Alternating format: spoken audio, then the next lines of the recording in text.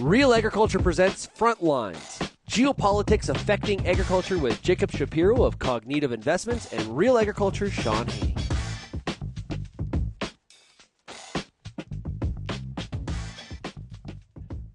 It's time for another episode of the Frontlines podcast. I'm Shaun Haney of Real Agriculture, and as always, joined by Jacob Shapiro, Director of Research at the Bespoke Group, based out in New Orleans, Louisiana. Jacob, how are we doing? Shaun, I'm good. It feels like we talked only just yesterday, but I think it's been like a month, so things are moving fast. It has been a month, and things are moving fast. We're definitely seeing the Trump administration move very quickly on a number of fronts. It is hard to keep track of all the things that are happening here in just 1 week. That's we're only about 5 weeks in to this presidency. One of the things, Jacob, I wanted to ask you about this. We've been talking a lot about the restructuring of trade relationships, and the U.S. trying to reshore a lot of the manufacturing instead of having nearshoring, even on Canada and Mexico, where they've been definitely a target. But one of the things from a geopolitical standpoint that I've been trying to understand better is, are we also seeing kind of a realignment of who the allies are? And I don't want to kind of fall off a cliff here of hysteria, but Canada, Mexico, Europe for sure, very much the target right now of the White House.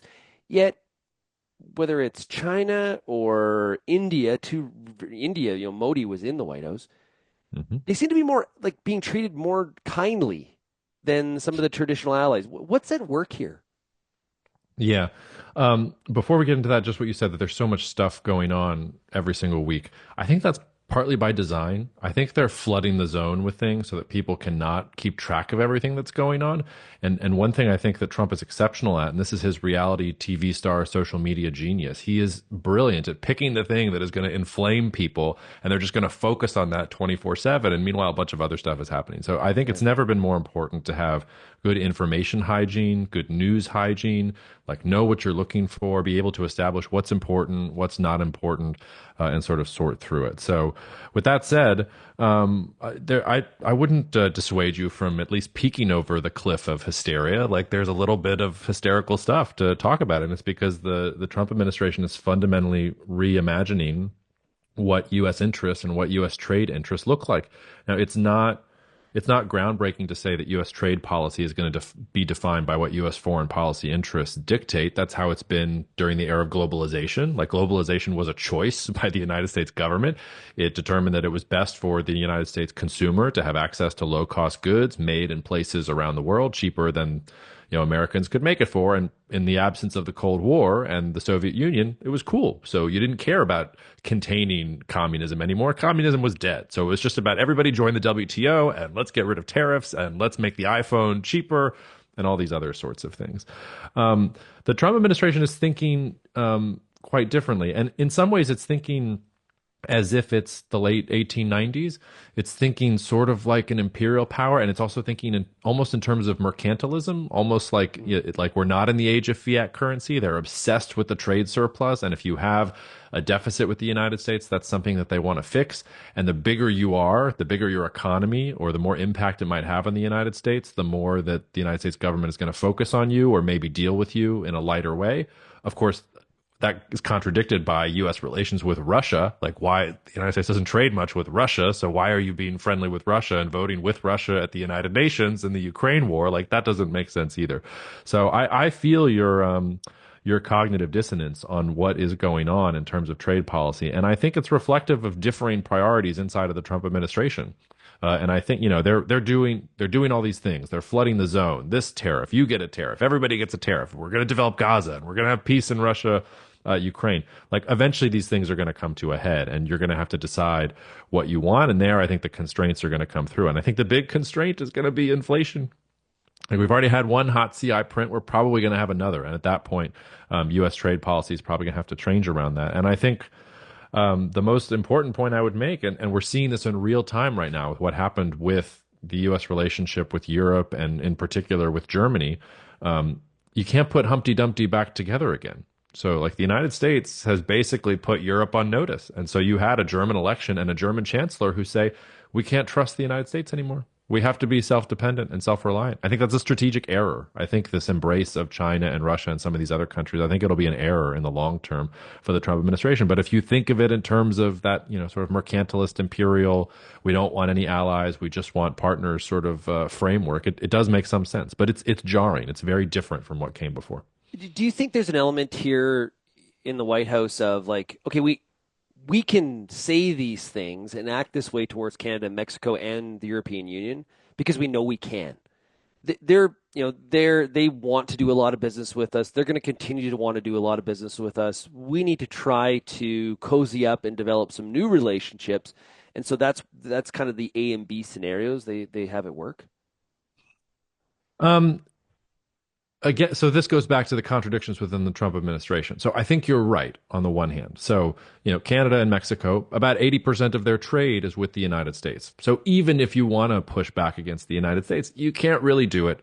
That's, for better and for worse, you are tied to the United States. And if the United States is going to behave more like an empire than a benevolent, liberal, internationalist superpower, then okay, you're going to be along for the ride. You're not going to be the 51st state, but like you're not going to have some agency over what's happening in Washington from that point of view. But the deeper part of your question is, so what's happening with countries like China, for example? So is the Trump administration going hard after China? Because they talked a big game going into the election about how tough they were going to be on China and 60% tariffs, and they're still talking a big game. They slapped initial tariffs on. It wasn't like Canada and Mexico where they took them off. They're talking about future ways to do that. They're warning China about all of their unfair trade practices. And yet, at the same time, he didn't slap the 60% tariffs on. And it seems like there's some opening with, oh, well, maybe we can get a deal with Xi Jinping. Maybe we can get China to invest in the United States. And that way we'll have some kind of grand bargain. The foreign policy wonks in the United States are calling it the reverse Kissinger and the way that Nixon and Kissinger were able to flip China against the Soviet Union. I think that's nonsense. I don't think that really works from a policy perspective, but it's a nice thing to say at a dinner party to feel like you're intelligent. But I don't know what the answer is. So are they pushing to get tougher on China, or are they pushing to make some kind of grand deal with China? If they're pushing to get tougher on China, then all of this melodrama in the US-Mexico-Canada relationship, it goes away. Because the United States cannot get tough on China and not have Mexico and Canada on its side. Full stop. It just can't do it. And if what it's going to do is get tough on China, then all of this is about the renegotiation of the USMCA and sort of Trump idiosyncrasies and those sorts of things. If Trump is trying to make a deal with China, and if he does make some kind of far-reaching reverse Kissinger Plaza Accord sort of deal with China, that is terrible for Mexico and Canada. Because you know what countries didn't do well during globalization? Countries like Mexico, because they couldn't compete with China, because China had 1 billion people, and they set up special economic zones that had the perfect rule of law and everything else. And that's not Mexico. If you're reshoring to Mexico or nearshoring to Mexico, you're putting up with security issues and putting up with higher labor costs because this government's more reliable. I have this free trade agreement. There's proximity to the market that I'm serving. So in some ways, if you're Canada and Mexico and you're watching all of this happen, I think the thing you should be most scared about is, well, is he going to get tough on China or not? Because he's saying he's going to get tough on China. We've got some signs he wants to be tough on China. And yet, like when push is coming to shove, like we're not quite getting there. That I think is a bigger threat to the Canadian and Mexican markets than any of the tariffs or the grandstanding that we've seen so far. Yeah, the Wall Street Journal had an opinion piece this week talking about that reverse Kissinger, where, basically the reason that Trump wants to be close to Russia is like a move against China and breaking up the relationship. What's your thoughts on that? I think that's nonsense. If that's what he really thinks, he's a moron. And I don't think he's a moron. And I say it because, China's not going to do, like, that's not going to move China in any meaningful way. Like, it's not going to do anything. And Russia's not going to help you in that regard. And also, Russia's not going to do anything. In this sense, the Trump administration is exactly like 4 of the administrations that preceded it. Every single U.S. president since Clinton thought they were going to be the one to have better relations with Russia. George Bush famously shook into his Vladimir soul. Putin. I looked into his soul. I saw it. He's a good Christian man. He's great. Nope. Obama and Hillary, they gave the reset button. They were going to have a reset in Russia relations. No, Russia invaded Georgia. Like Trump 1.0. He's a Russian plant. He's the Manchurian candidate. He's in the bag for Russia. No, he wanted to send weapons to Ukraine. We forget about this. Like one of Trump's whole things is that Russia would have never invaded Ukraine because they would have known that I would have intervened and things like that. And Biden wasn't really interested. So in that sense, like Trump is doing the exact same thing that all of his predecessors have done, and it hasn't worked for any of them because you're not going to move Russia off of what it wants. Russia wants every country to have its own sphere of influence, and it wants to be left alone in its sphere of influence so that it can take back Moldova and it can take back parts of the Baltics and not have to deal with these international So norms and international rules of law. So, what is it about? Okay, but okay, sorry, finish your point. Sorry, go ahead. yeah, but before I leave the point, that the other reason though why I think the reverse Kissinger thing doesn't make sense and why I'm so flippant in saying if somebody thinks that they're a moron. China was an up and coming economic superpower when they did the reverse Kissinger. It was clear that China, was going to be this massive economic power in the context of the global trade relationship. Russia is a declining power. They have some of the worst demographics in the world. Everybody who has a brain and has been able to get out has gotten out because they don't want to get drafted for the war in Ukraine. Vladimir Putin bet the future of his country on a successful invasion of Ukraine, and it failed. We had Prigozhin marching on Moscow just a couple of years ago. He failed in the end, but that was a serious threat to the power of the Kremlin and to Vladimir Putin. I've been comparing this to the early 1900s when Russia picked a fight with Japan, got its butt kicked. Teddy Roosevelt won the Nobel Peace Prize, by the way, for negotiating peace between Russia and Japan. I wonder if Trump is angling for his Nobel Peace Prize. But the Russian Tsar collapses 12 years after that because the emperor literally had no clothes. So I think that's where we're at with Putin. This is a declining power that can't actually help you do anything on the global stage. So the reverse Kissinger doesn't make sense because you're dealing with an actor that's completely unwilling and an actor that doesn't actually further any of the goals that you have from a policy perspective. Okay, so perfect segue. Then why are not just this administration, but a number of prior administrations, as you outlined, why are they enamored with Russia? If that declining power is true, what's with the fascination with being somehow on better terms with Russia? To be honest with you, I'm not really clear what the fascination is because I can get to a certain extent where it makes sense. So Ukraine is not an existential foreign policy interest for the United States. It's just not. And you and I have talked about this for years now. I always said whether it was Biden or Trump or Harris or somebody else, eventually the U.S. electorate was going to get tired of Ukraine. And it happened sooner rather than later. And if I had had Zelensky in front of me for the last 2 years, I would have told him, you need to prepare for the United States abandoning you because the United States will get bored. Ukraine is not an existential interest. And if you're not able to win quickly, and he couldn't, his counteroffensive failed, he's in this longer churning conflict right now. The United States wants to do more with those billions of dollars. It wants to pivot to Asia. It wants to do some of these other things. So in the context of reaching some kind of settlement in this war, so there's not an active war in Eastern Europe, and so that the Black Sea is not hostage to the war that's happening, all the things that are around, you don't have to keep sending billions of dollars to the Ukrainians. That makes perfect sense. The part that doesn't make sense is you're going to do that by selling out the Ukrainians. Okay, whatever. That's not that big of a deal, but you're going to do it also by selling out the Europeans. You're going to go insult the Europeans to their face. You're going to call Vladimir Putin directly and not even tell the Europeans that you're doing it. And you're going to basically create this groundswell in the European Union for, oh, we can't trust the United States anymore. We're going to have to do our own thing. Careful what you wish for. Like if the Germans are going to start making tanks again, there's a reason we didn't want Germany spending more than 2% of their GDP on the military. The last time we saw this movie, things did not go particularly well. So I can't explain why the tactic has gone to that level, but just the baseline sort of the United States doesn't really care about Ukraine. And if it could get some kind of deal between Russia and Ukraine so that this war goes away and they can focus on some of their other foreign policy priorities, I can get that far, but I can't get to and so it totally makes sense that you're going to vote with Russia at the UN on something related to the war. Or, you're going to insult, all the European leaders to their face and tell them that censorship is a bigger threat geopolitically than Russia or China. That doesn't make sense to me. Like something is wrong, or I just don't understand the fourth dimensional chess they're engaging in. Did the Europeans overreact? When Vice President Vance gave his speech to the Europeans. That's going back about 2-3 weeks ago now. they were quite upset. They were insulted. There was a major reaction. Did they overreact to what he said? What are your thoughts? They've underreacted. They should be reacting more. I'm disappointed at the level of response so far. I think Europe should be reacting more to this. They had an emergency meeting of a couple of the big European leaders, and all they agreed to was to have another emergency meeting. Like the time is over for meeting, guys. Like if you're going to be self-sufficient, they have a lot of deficiencies inside the European Union that they need to fix, from reform of the EU institutions to actually building up European defense capability to how do you fill in the parts of the supply chain that you don't have European companies that can do things with. That's going to be a whole European Union effort right there. And you also have to deal with countries like Hungary, which have been gumming up the works. Remember, it's not just the Vance speech. Like it was a week of things that happened. It was Hegseth at NATO. And then it was, and Trump called Putin directly and didn't tell anybody.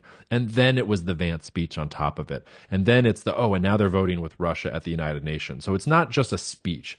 It's the sum total of, and not to mention the tariffs that Trump has now been threatening for weeks on the European Union, saying he's going to turn to them next, and that in some ways they're the worst offender. So you take the sum totality of all of these actions, and it's just showing you, okay, maybe the United States is not a reliable NATO partner. Maybe the United States is not a reliable trade partner. Maybe the United States is not going to be a force for good.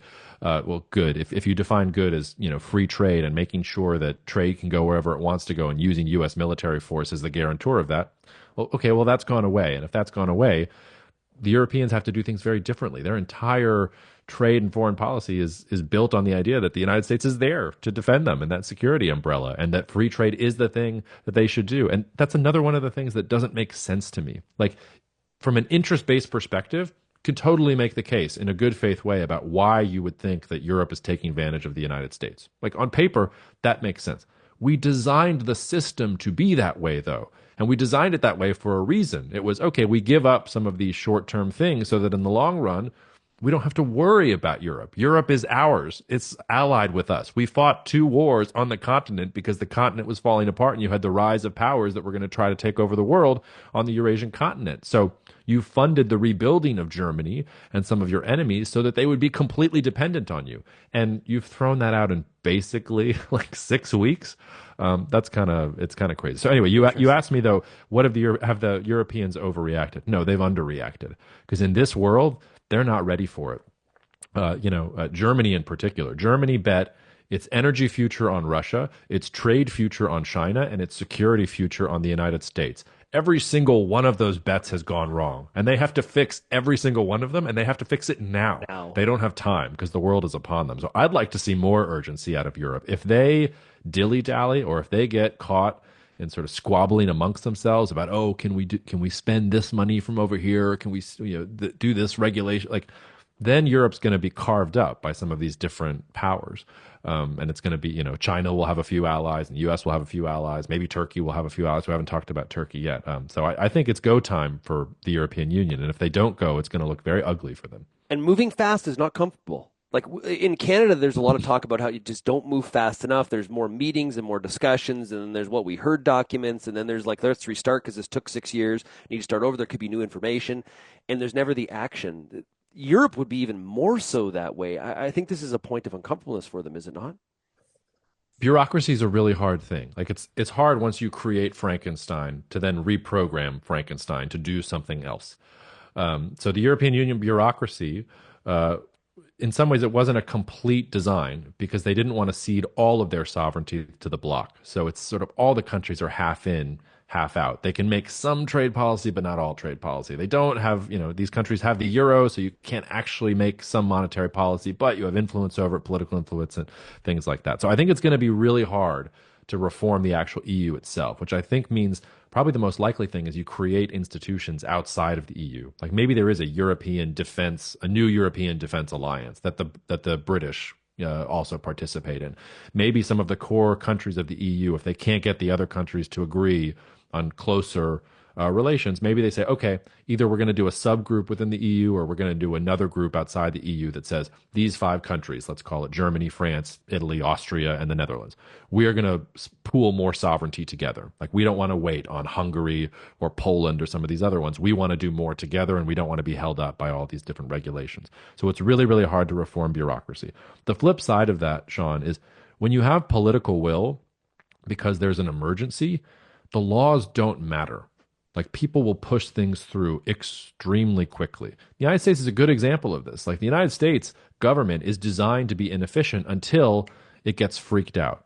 And you can see that either with FDR and how he transformed government in the first 100 days of his administration. Look at what the launch of the Soviet satellite Sputnik did in the United States. Like the entire U.S. electorate freaked out that the Soviets were beating the United States from a technological perspective, and so the United States decided, okay, we're going to put a man on the moon, and we're going to completely become this dominant sort of military superpower. So I think to your point, it's really, really, really hard until people feel like it's an emergency, and then it can happen extremely quickly. And when I say that the Europeans are underreacting, they're not quite there. Like, you said cliffs of hysteria. They're looking at the cliffs. They need to be off the cliff. They need to have already jumped. They need to be grabbing onto Yeah. branches as they're going down. Like, this is not like Canada and Mexico. This is a full emergency for them. Like, they need to figure out where they are in this world. I think the trap, and this is again, I want your comment on this.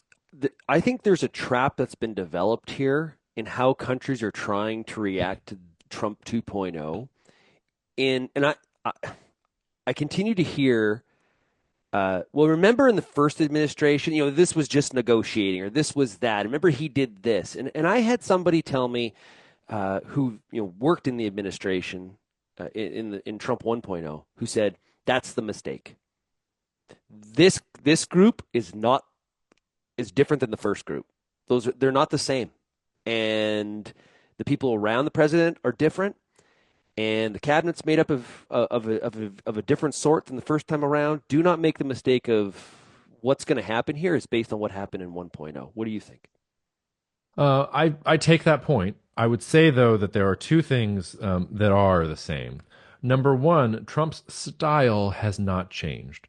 So if you go back, I haven't spoken to anyone who was in the first government, but I've read H.R. McMaster's book and I've read some of the tell-all books from some of the former cabinet members. Trump likes to put people in the same room who disagree with each other, and then it's like basically a version of The Apprentice. He like listens to all the ideas, then he chooses one idea, and then he'll changes. I don't think that has changed, and I think you can see that in some of the decisions that he's making. So he's that sort of reflexive contrarian in that sense. The other thing though is. He's still constrained and the administration is still constrained. And honestly, the economy that they're dealing with is much more complicated than the economy they were dealing with the first time. Remember, they cut taxes, interest rates were low, they juiced the economy, everything was going fine. Then they had COVID. And I thought the Trump administration response to COVID via Operation Warp Speed was the most impressive thing he's done. It was a real whole government effort to get a vaccine out incredibly quickly. I think we don't talk about often enough about what a successful campaign that was. But that's not the environment we're in right now. We're at interest rates around 5%. We've got our first hot CPI print. We've got trade policy that can only lead to higher prices. We've got migration policy that can only lead to higher wages. And a Trump administration that is obsessed with going forward that way. And you've got a bond market that is looking at this and is basically saying, well, then prices are going to go up, and we're looking at the Fed, and maybe the Fed is going to have to raise. And so then Trump is going to be caught between this, oh, the stock market is going down because the bond market is freaking out because of the things that I'm doing versus I made all these promises versus I want to put more money in the American worker's pocket in the wallet. So all of which is to say, sure, they can have different officials all they want, but if we get to June and we've had 5 hot CPI prints in a row or 4, whatever it is, how many prints we're going to get till June, and inflation is coming up significantly, and the bond market is still freaking out, and we're starting to get columns in the Wall Street Journal about stagflation, and do we need a Walter Burns? Like, then it doesn't matter that they're different. They're going to have to change course, otherwise they're going to get obliterated in the midterms. The other variable on the ag front that's different than 1.0 is Chinese demand. China was prepared to rebuild stocks, and there was demand. There was a phase 1 deal up. They were looking to do some business. Chinese demand has waned. Yeah, although that's a dial that can be turned up. And I bet that China wants to make a deal with the United States. I think for China, they're going to try to replicate the phase 1 trade deal situation and say, look, we've shown that for some of these commodities we can buy more. Like the Chinese can buy more if they want to and if the central government wants to. And if they can get some kind of deal so that they can work on some of their other problems, I think that'll probably happen sort of in time. But I'm glad you brought up farmers because, I mean, I know a lot of Canadians are listening, but for the U.S. farmer and I've been to a bunch of different events and a bunch of different, everything from soybeans to dairy to everything else. The U.S. farmer seems to think that Donald Trump is going to look out for them. Yeah. And I don't see it because if he's going to pursue all these trade wars and tariffs, and like I said, you can make arguments for why it's a good idea for the United States in the long run to make some of these conflicts. But the front line, to make a pun on our podcast here, are the U.S. commodity exporters, and the farmers are going to be front and center. So the retaliations that are going to come from all these different countries on tariffs, they're going to hit the farmers first. And I think you already saw this with the U.S. Colombia trade spat. Like Colombia is a massive importer of U.S. corn and cornmeal and a bunch of these other things, and Trump didn't care. He just wanted to make a point about migration. Now Colombia didn't have enough leverage with the United States to push back and quickly wave the white flag, and they made a deal and everything was fine. But eventually, the United States is gonna come up against a country that is not going to do what Colombia did, and it's U.S. farmers and U.S. energy exporters. Those are the ones that are going to feel the biggest impact of trade war first and foremost. And I don't think either one of those groups really has their minds wrapped around that, which goes back to another constraint. Like, what's going to happen if he does move forward on tariffs with some of these places, and U.S. farmers are going to town halls saying, WTF? Like, I thought you had our backs. I thought you were looking out for us. I thought this was going to be the Chinese are going to be buying more and India is going to be buying and we're doing all this other stuff. And that's not really what's happening. That's not the policy that they're pursuing. Yeah, well, and Purdue put out some data showing that if you look going from November to January, farmers are becoming less concerned that there's going to be major trade wars that are impacting agricultural exports. So the concern, you're saying the concern should be higher, and farmers' sentiment is actually going that it's becoming less likely, which I find very fascinating. Yeah, I would be worried. Now, if we get some kind of China trade deal, okay, like maybe everything will be fine. But then we have to get back to what we were talking about earlier, because a U.S.-China trade deal, that's bad for Canada and Mexico. Like, Right. That's not what you want. Like, you want, okay, United States, you want to be this imperial boogeyman, whatever. As long as you're, keeping us in the game and treating us as part of this Northern American, trade and economic behemoth, cool. Like, that works for Mexico. That works for Canada. It doesn't work if you're going to make nice with the Chinese, and then that's good for the U.S. farmer. But let's say the U.S. farmer is sending all of his stuff now to China, which is paying higher prices to make the Trump administration happy. Okay, does that mean food prices are going to go to the moon in Mexico? Does that mean we're going to start talking about the tortilla price index because China's bought up literally all of the corn, and there's no corn to go to Mexico anymore, and they haven't built up their domestic capacity yet? Like, it's an interesting balancing act that you have to get involved with there. Okay, I want to hit two more things. I have Germany on my list because we just had an election last weekend, and then you wanted to mention Turkey. So let's hit those. Sure. Germany is reacting to the sea change in U.S. foreign policy towards Europe. CSU, CDU won the election. It was not an overwhelming victory in the sense that they're going to have to be in a coalition, and that the far right and far left, both got considerably higher margins than they did in previous years. So it's going to be hard for this government, I think, to push through a lot of the stuff that they need to, which is, reforming the safety net and massively investing in energy as quickly as possible, reforming the EU. So maybe this is not the German government that turns it around just because they don't have the mandate quite yet. But their new chancellor, or presumed chancellor, he's saying all the right things. He's saying, I'm going to restart nuclear. And he's saying, I'm going to cut some of these safety net entitlements, and I'm going to work with France and Poland to reform the EU. So if he follows through on those things, I think that's a very big deal. Then we're dealing with the EU as a real pole in this multipolar world that we talk about.